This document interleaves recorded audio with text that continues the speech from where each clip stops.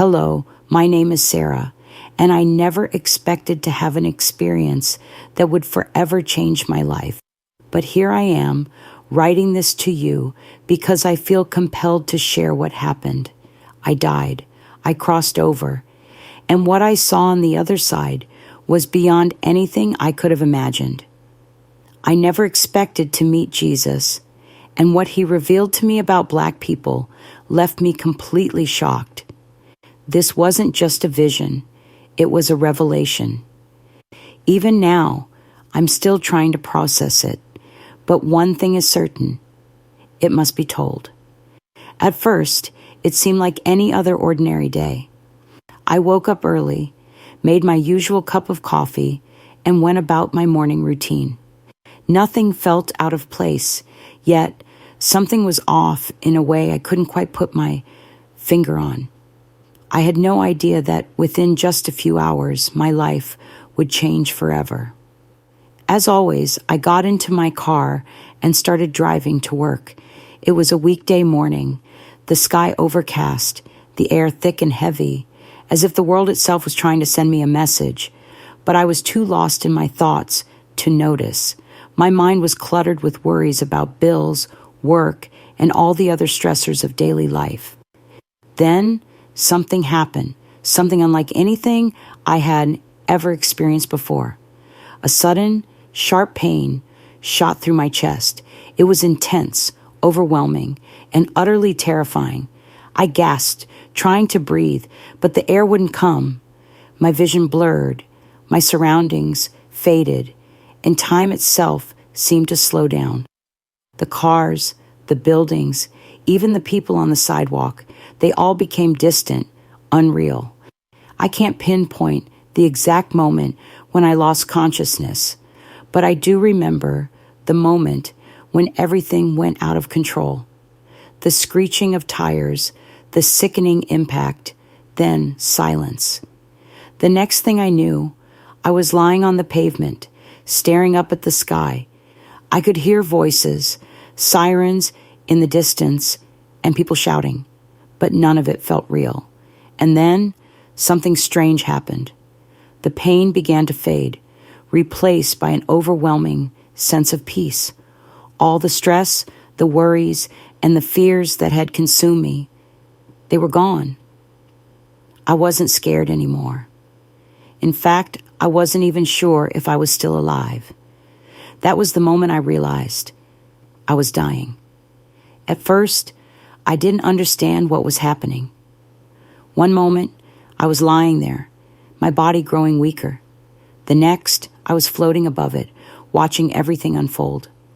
I saw the paramedics rushing to my side, the concerned faces of bystanders, a woman crying nearby, and yet I felt no attachment to my body, no fear, no panic, just an odd sense of detachment, as if I were watching a movie play out before me. I tried to call out to the people below, but no sound came from my lips. I felt weightless, drifting, as if something unseen was pulling me away, not physically, but spiritually. An invisible force was guiding me upward. I had no control over it, yet I didn't resist. Instead, I felt at peace. Then I saw it. A light appeared in the distance, small at first, then growing brighter and brighter. But it wasn't harsh or blinding. It was warm and welcoming, unlike any light I had ever seen before. It didn't just shine, it embraced me, calling me home. I moved effortlessly toward it, drawn in like a moth to a flame. The sounds of the city, the voices, the life I had known, all of it faded away. In its place was only light, and a love so overwhelming it wrapped around me like a blanket. Just as I was about to step fully into the light, I heard a voice. It wasn't loud, yet it echoed deep within my soul. It is not your time yet. The voice felt familiar, but I couldn't quite place it. And then everything shifted. The world around me changed. I was no longer on Earth, yet I wasn't in an entirely foreign place either. It felt like a waiting room, somewhere between two realms. And that was when I saw him. Everything around me changed. I was no longer floating, no longer just an observer. I had stepped into a place that felt both familiar and foreign. It was bright, yet the light didn't strain my vision. Instead, it surrounded me with a warmth that wasn't physical, but something deeper, something that felt like pure comfort itself. It wrapped around me like a gentle embrace, as if I were being held by an invisible presence so powerful, yet so tender. In front of me stretched a tunnel, extending far into the distance. However, it was not composed of brick or stone. It was a completely different material. I knew instantly I was crossing over, and then I realized something incredible. The tunnel was not empty. Lining both sides were figures, not solid, but shimmering like waves of energy, their forms undefined yet undeniably present. I couldn't clearly see their faces, yet somehow I knew. They were souls who had passed on before me. Some felt familiar, as if I had known them in another time, in another life. Others were strangers, but none of them spoke, at least not with words. Instead, I could hear them with my spirit rather than my ears. Their presence wasn't frightening, it was welcoming. They assured me, without a single spoken word, that I was safe. It was the most beautiful feeling I had ever known. With each step, I took deeper into the tunnel. I felt lighter, as if every earthly burden, every pain I had ever carried, was dissolving into nothingness. And then, at the end of the tunnel, I saw him. A figure stood before me, radiating pure, brilliant light. Not just around him, but from within. His presence was unlike anything I had ever encountered. It was overwhelming, yet calming. Love and peace weren't just emotions in his presence. They were tangible forces, rolling off him like waves. Power, wisdom, and compassion. Somehow, he was all of it at once. I was certain that I was in the presence of Jesus. I couldn't move. I couldn't speak. I could only feel. And in that moment, I understood that what I was feeling went beyond human comprehension. He looked at me, and in that single glance, I saw everything. Every moment of my life, every decision I had made, every mistake, every act of kindness, it all flashed before me, laid bare in front of him. But there was no condemnation in his eyes, only understanding. Then he spoke. His voice was unlike anything I had ever heard before. It was both a thunderous roar and a gentle whisper at the same time, resonating deep within my very being. You are not here by chance, Sarah. I wanted to respond, to ask him why I was there, what was happening. But before I could form the words, he raised his hand, and everything changed. The tunnel disappeared, and I was somewhere new, a place I had never been before, yet somehow it felt deeply familiar. And then he revealed it to me, the truth about Black people. I stood frozen in awe as Jesus extended his hand toward me. His eyes held a depth of knowledge I couldn't begin to comprehend. I knew in that moment that I was about to witness something significant, something that had been hidden from the world for far too long. With a single word, the scenery shifted. The tunnel was gone. I was no longer in between worlds. Instead, I stood in a vast open space, unlike anything I had ever seen. It wasn't earth. It wasn't heaven. It was something in between. And then the visions began. Images formed in front of me, moving paintings crafted from pure energy. The first thing I saw was a magnificent African landscape stretching endlessly beneath a golden sky. The land was vibrant, teeming with life, glowing with an otherworldly light. Then I saw them, ancient cities, towering and strong, civilizations rich in wisdom, resilience, and spiritual power. These were not broken people. They were not weak. They were chosen. Jesus spoke again, and his words echoed through my soul. The world has lied about them. His voice carried a weight that struck deep within me. They have been led to believe they were lesser, but the truth is, they were given gifts, power, and knowledge that many sought to obtain. I stood there, unable to move, unable to look away.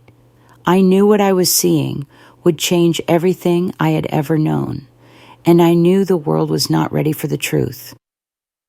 The vision shifted again. The images before me faded, replaced by new ones that sent a deep ache through my soul. I saw chains. I saw ships. I saw people being taken away from their homeland, torn from everything they knew and loved. I witnessed their suffering, their pain, generations being told they were less than what they truly were. And then I saw something even more shocking. Beyond the physical suffering, there was something hidden, something unseen. Spiritual forces were at work, orchestrating the oppression, deliberately suppressing the truth. I could feel it in the air, in the weight of history, pressing down upon them. Jesus turned to me, his expression both solemn and filled with sorrow. The oppression was not only physical, he said, but spiritual as well. A chill ran through me. I suddenly understood. This was not just a struggle of history, not just an unfortunate series of events. This was a battle that had been raging for centuries, a battle against deception so vast and insidious that most of the world remained unaware of it. But then the vision shifted again. I saw people, modern-day men and women, awakening. I saw them realizing their worth, reclaiming their power. The very people who had been told they were nothing were beginning to remember who they truly were. Jesus smiled. The time of revelation has begun. Tears welled in my eyes. I had never felt anything so profound. The truth had been hidden, buried under centuries of lies, but now it was rising to the surface. But the visions did not stop. Jesus raised his hand again, and I was drawn even deeper into the revelation. This time, I saw a world before slavery, before colonialism, before oppression. I saw a time when Black people possessed divine knowledge, wisdom that surpassed words, a connection between heaven and earth, spirit and the material world. I saw them as they once were, prophets, leaders, visionaries, men and women who could communicate directly with God, who did not need intermediaries to hear his voice. They walked in spiritual authority, carrying a power that was undeniable. Their wisdom was passed down from generation to generation, a sacred knowledge meant to guide humanity. Jesus looked at me, his eyes filled with both sorrow and love. They were targeted, he said softly, because those who rule the world fear those who possess divine wisdom. My mind raced. Everything suddenly made sense. The relentless attempts to erase their culture, their faith, their identity. It was never just about control. It was about severing them from the truth, breaking the connection that had once been unshakable. But then I noticed something incredible. Despite everything, despite generations of oppression, of lies, of being told they were nothing, their spirit remained unbroken. Their power had not been destroyed. They carry something that cannot be erased, Jesus said. I took a trembling breath. Then why must they remember? I asked. And in that moment, I understood. This was not about hate. This was not about division. This was about restoration. The world had been built upon deception, but the truth was finally coming to light. The vision shifted once more, and this time I saw something breathtaking, a great awakening. People of all races, but especially Black people, were standing up, realizing who they were, breaking free from the mental chains that had bound them for so long. And then something miraculous happened. The world itself began to shift. Jesus turned to me, his voice filled with certainty. "The prophecy is unfolding," he said. "They will lead the world into a new era of spiritual awakening." I gasped. Was that why I was here? Was I meant to share this message? Jesus looked at me with infinite patience, already knowing my thoughts. "Yes," said, "tell them.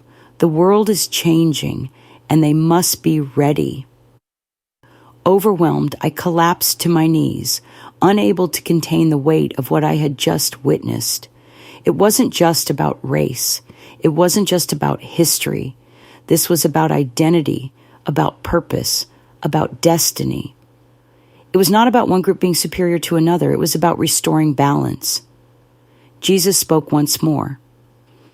"They were chosen to reveal the truth that has been hidden for centuries," he said. "But they are not the only ones. It is time for all of my children to remember who they are." Suddenly, everything around me began to fade. The light, the visions, even Jesus. An invisible force was pulling me backward, dragging me away from the presence of heaven itself. "No," I cried out. "I don't want to go back, Jesus."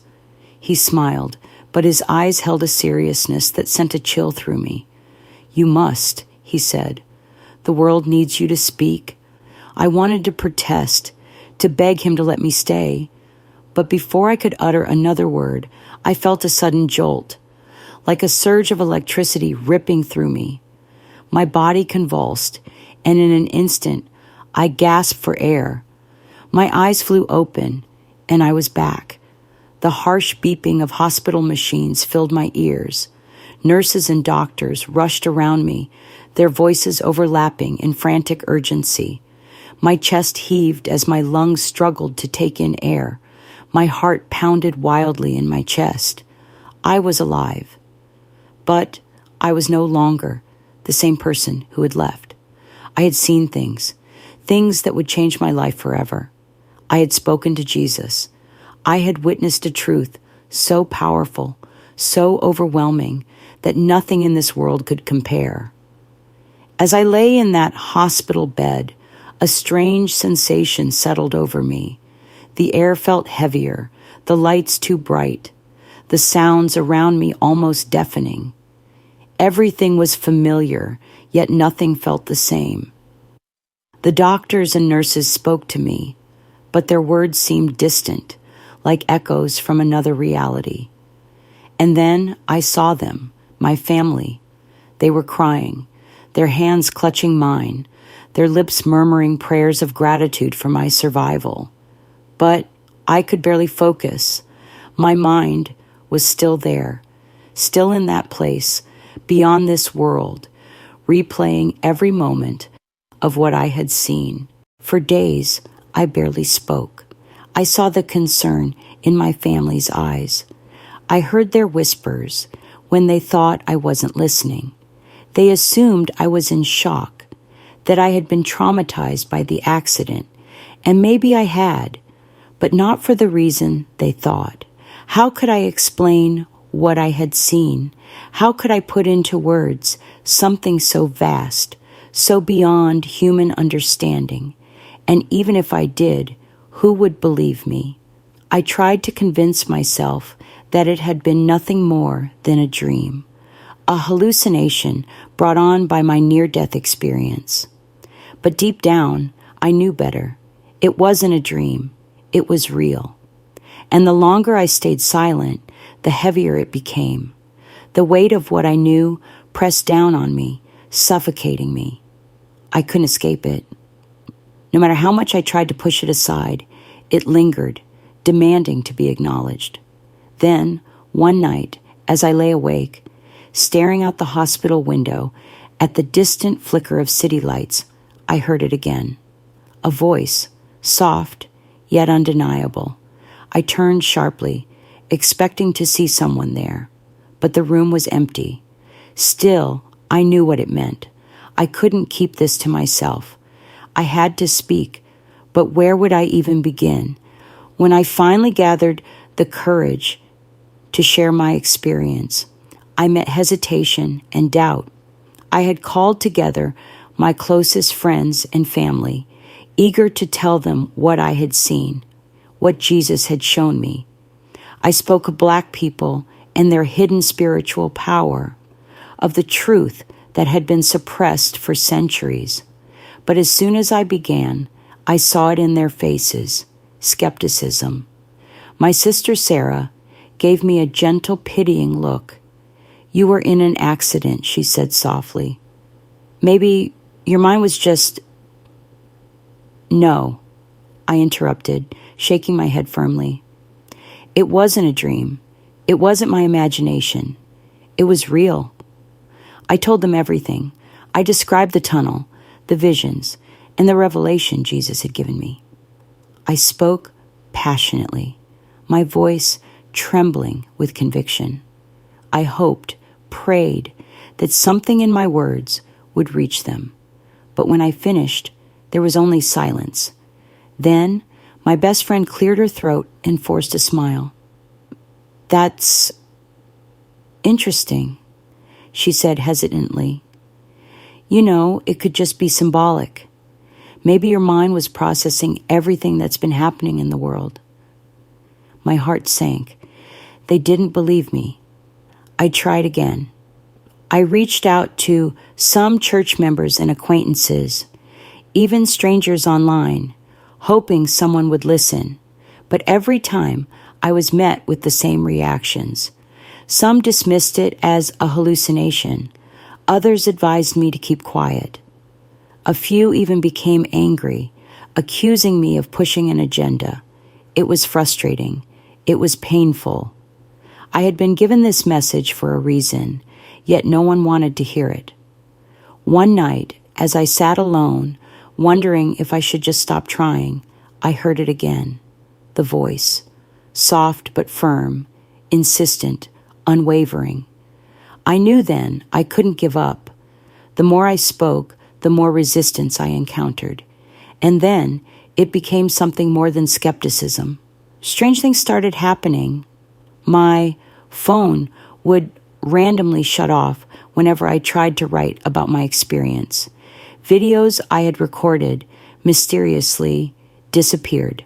My messages were erased before I could send them. And then there were the phone calls. Numbers I didn't recognize began flooding my phone. When I answered, all I heard was breathing. Initially, I dismissed it as paranoia, as if my mind was manipulating me. Until one night. That night, something happened that I couldn't ignore. I had just finished recording a message about my experience, about how Black people had been spiritually oppressed for centuries. I was about to upload it when the screen flickered. Then it went completely black. Panicked, I tried to recover the file, but it was gone, not in the recycle bin, not saved anywhere, just gone. A chill ran down my spine. I looked around, suddenly aware of how still my apartment had become. And then I saw it. A shadow. It moved across my living room wall, slow and deliberate. I gasped and spun around, but there was nothing there. And then the voice. This time it was closer, urgent. That was when I realized I was dealing with something far bigger than I had anticipated. This wasn't just about telling a story. This was a spiritual battle. There were forces that had worked tirelessly to keep this truth hidden, and they were not pleased that I'd seen it, that I was speaking about it. I had a choice. I could stop.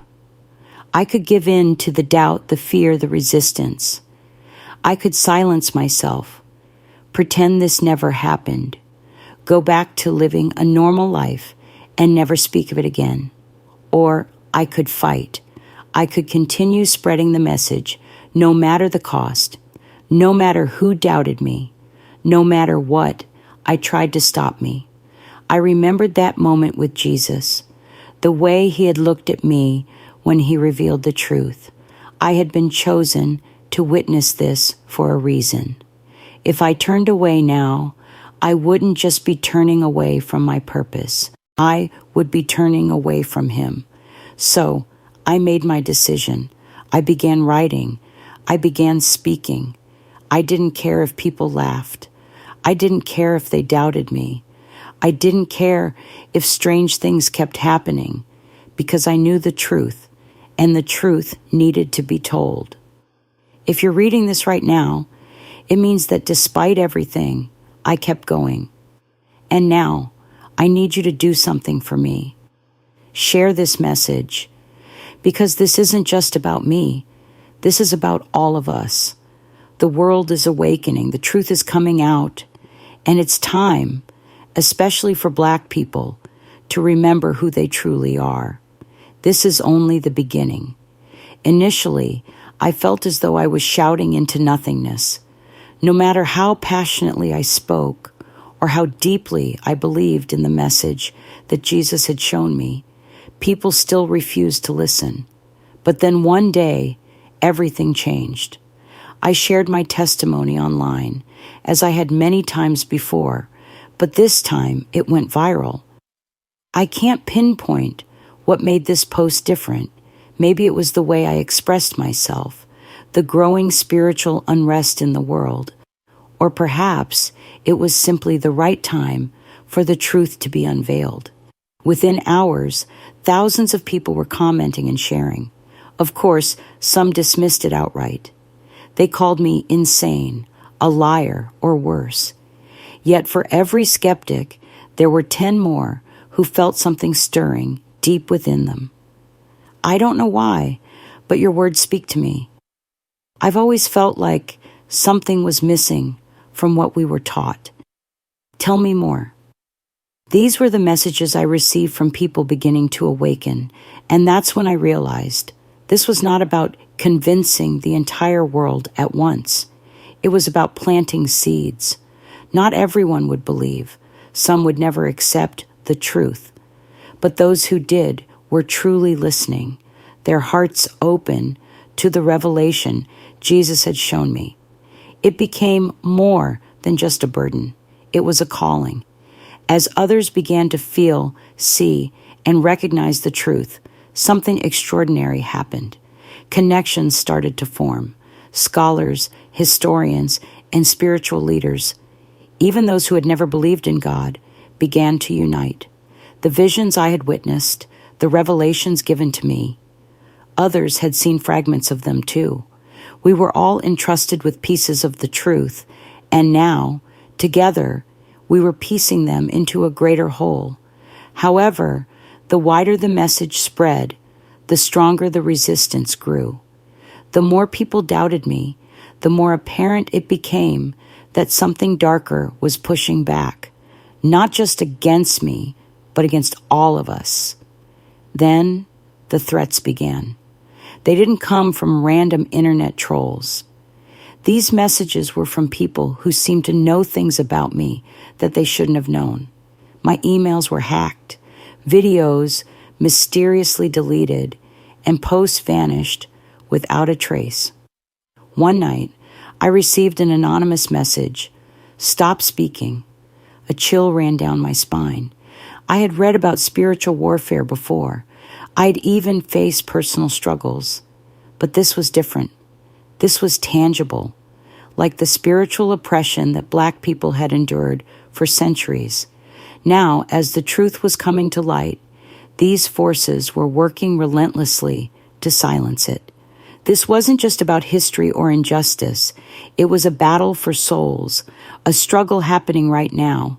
The forces that had enslaved, erased, and manipulated Black history were not merely human. They were spiritual, and as the truth emerged, these forces retaliated with unprecedented ferocity. One night, I awoke to a darkness so dense it felt alive. It wasn't merely the absence of light. It was a presence, a force. At the foot of my bed stood a shadow. It didn't move or speak, but its intent was clear. I was meant to stop. Terror paralyzed me. I wanted to scream, to run, but my body refused to obey. Then I remembered Jesus. Summoning every ounce of strength I had, I forced my lips to move and whispered the only words I could. In Jesus' name, leave now. The shadow vanished instantly. The room lightened, and the oppressive darkness broke. That was when I truly understood. This wasn't just about spreading a message. It was about waging a battle for millions of souls.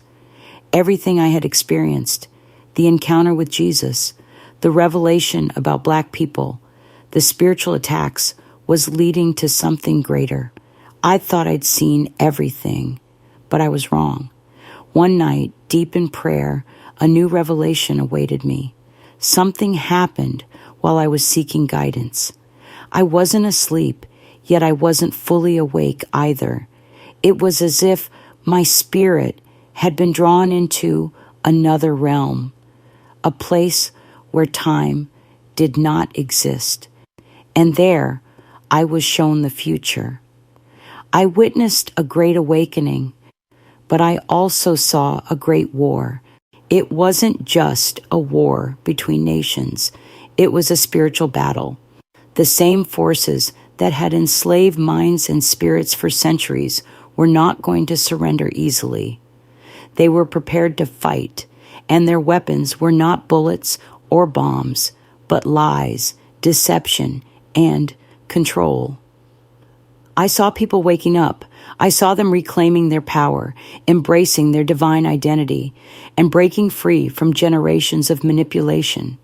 I saw Black people, once broken, once silenced, rise with a resounding authority. They were reclaiming their knowledge, their spiritual gifts, and their connection to God. But then I saw the enemy strike back. Through the media, through governments, through religious leaders. They would do everything in their power to suppress the truth.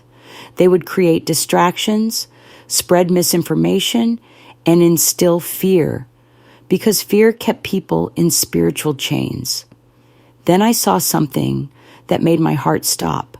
A wave of devastation swept across the world, unlike anything I had ever seen.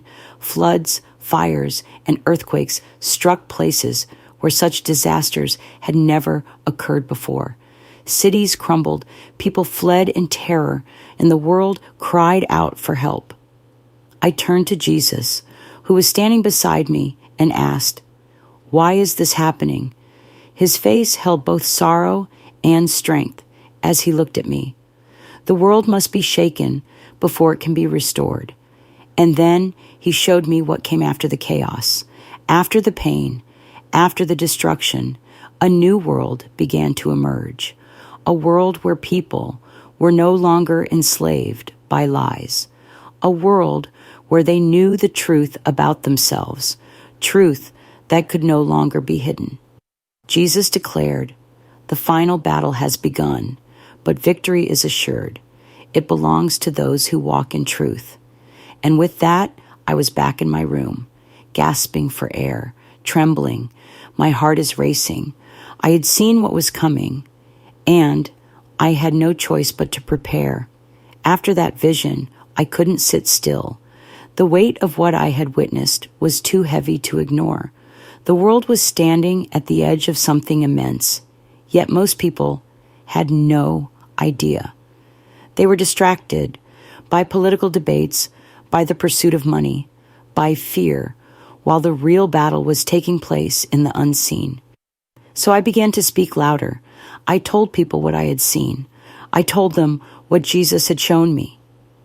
Some listened, many did not. And that's when I realized something heartbreaking. Some people don't want to wake up. They are too comfortable in the lies, too afraid of what the truth might cost them. But whether they believe it or not, the time will come. The awakening is already underway, and soon everyone will have to make a choice. Will you fight for the truth, or will you remain in the dark? Jesus warned me that not everyone will survive what is coming. Some will be consumed by fear, paralyzed by the unknown. Others will fall victim to deception, clinging to the comforting lies they have always known. But those who stand firm in their faith, those who embrace the divine power within them, they will rise as warriors. I don't know why Jesus chose me to deliver this message, but I do know one thing. I cannot stop now. No matter how much resistance I face, no matter how many forces try to silence me, my faith is growing stronger. The more they fight to keep the truth hidden, the more determined I become to reveal it. If you are reading this right now, understand that it is not a coincidence. You were meant to hear this. You were meant to wake up, and now the choice is yours. I don't know how many more times I will be able to speak out before something or someone tries to stop me again. But before that happens, you need to understand this is not just my story. It is yours as well. The truth is coming to light, whether the world is ready for it or not. The spiritual battle is not something that will happen in the future. It has already begun. And whether you realize it or not, you have a role to play in it. Perhaps you felt it deep inside. That unshakable feeling that something in this world isn't right, that you were meant for more than the life you've been living, that there is something greater waiting for you. That's because it's true. You are part of this awakening. But awakening is not easy. It demands courage. It requires faith. It asks you to rise above your fear, to step into your divine power, even when everything around you tries to keep you asleep. Jesus didn't show me these things just so I could keep them to myself. He revealed them so I could tell you. And now I ask you, will you accept the truth, or will you turn away pretending you never saw this? The world will try to distract you. The enemy will try to make you doubt yourself. But deep down, beyond the noise, beyond the fear, you already know the truth. Your soul remembers. This is your moment. Step into your power. Wake up. And when you do, help others wake up as well. Because once the veil is lifted, there is no going back. The time is now. Choose wisely.